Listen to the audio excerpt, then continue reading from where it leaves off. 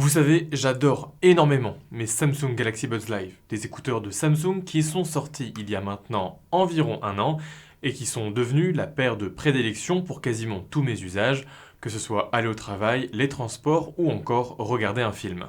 Et puis cet été, je suis parti en Italie, en train, Lille-Milan, en train, 11 heures, avec des bébés qui pleurent, je peux vous dire que ces écouteurs ne m'ont clairement pas suffi. Car, aussi bons soient-ils, ces écouteurs ne peuvent pas physiquement me proposer une excellente isolation sonore, et parfois j'en aurais bien besoin. Mais de l'autre côté, les écouteurs intra-auriculaires, c'est pas non plus quelque chose que je porte dans mon cœur. C'est lourd, c'est assez inconfortable, ça bouge assez souvent, notamment lorsqu'on fait du sport. Bref, quand Samsung a annoncé ces Samsung Galaxy Buds 2, des intra-auriculaires, j'étais un peu sceptique. Mais je les ai achetés à leur sortie et ça fait donc un petit peu plus d'un mois que j'ai l'occasion de les tester et j'ai 2-3 trucs à vous dire.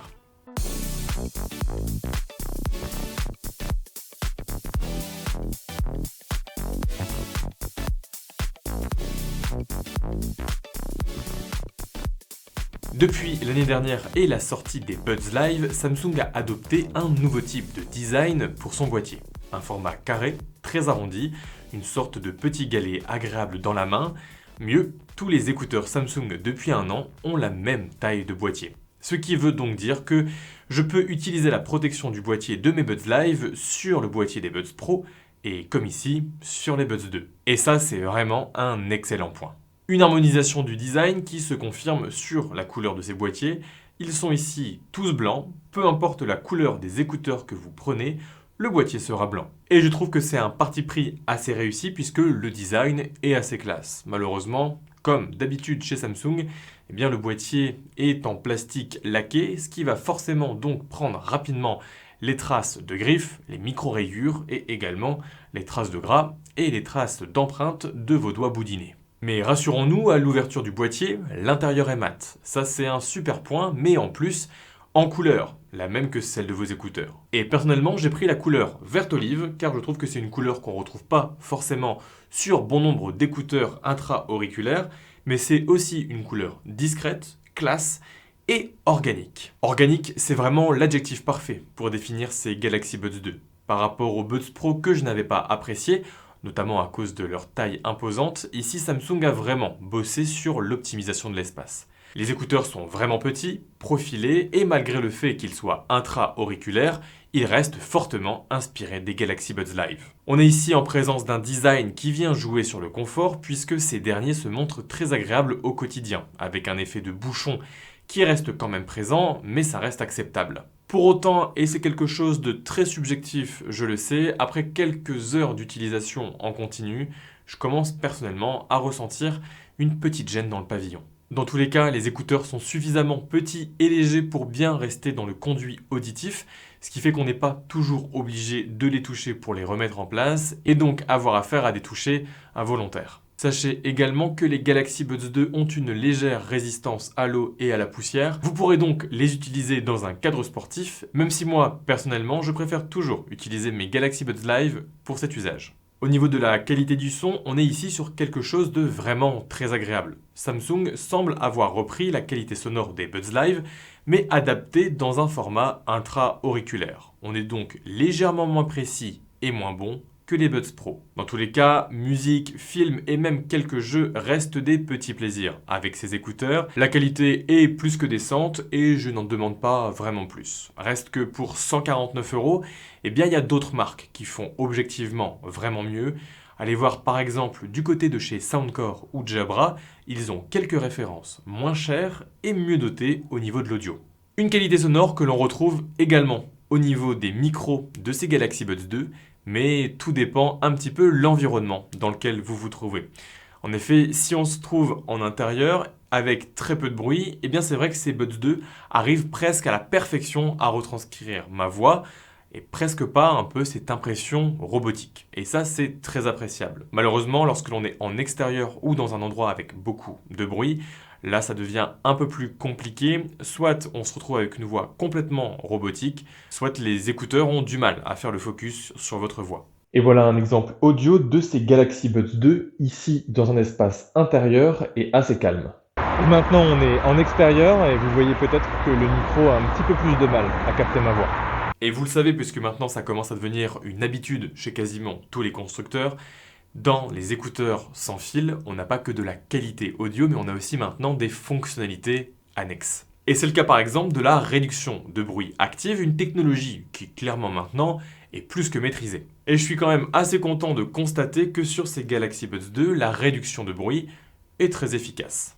Une fois que l'on porte les écouteurs, on a vraiment cette impression de mise sous cloche et la majorité des bruits sont effacés. En fait, je retrouve quasiment la même capacité de réduction de bruit que les Samsung Galaxy Buds Live.